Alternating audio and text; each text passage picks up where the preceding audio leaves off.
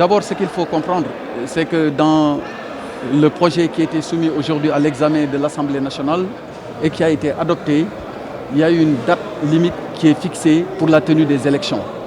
Et celle-ci, à la faveur de l'amendement qui a été introduit ce jour, est fixée au plus tard, donc au 31 janvier 2022.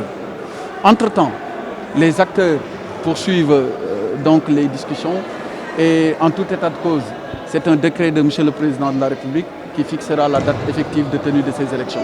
La question du fichier électoral était inscrite aussi à l'ordre du jour. Qu'en est-il effectivement de la révision? Alors, il faut comprendre que c'est dans le cadre de la commission politique du dialogue national que des demandes ont été formulées dans ce sens pour auditer le fichier et évaluer le processus électoral. Toutes les parties prenantes étaient d'accord sur la question. C'est pour cette raison qu'il a été retenu donc, de procéder à cet audit.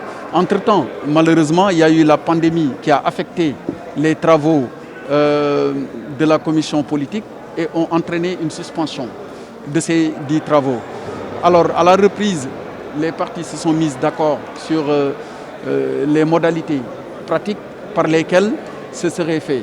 C'est dans ce cadre qu'un cabinet a été choisi, des termes de référence ont été établis, discutés et acceptés. Et à la suite de cela, il y a eu des experts qui ont été recrutés et l'audit a effectivement débuté le 1er février passé.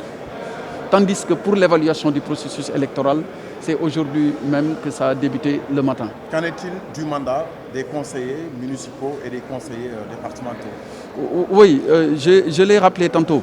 Dans le cadre de la loi 2019-16, donc du 29 novembre 2016, qui a été votée précédemment ici dans cet hémicycle, il a été bien indiqué que les conseillers resteraient en place jusqu'à l'installation des nouveaux conseillers. C'est le même dispositif qui est reproduit dans la loi qui vient d'être votée. Avons-nous l'impression que c'est un consensus trouvé autour effectivement de ce processus? Alors, ce qu'il faut retenir, c'est qu'il y a un consensus sur le principe du report. La preuve, un des députés de l'opposition a même proposé une autre date en décembre 2021 dans le cadre d'un amendement.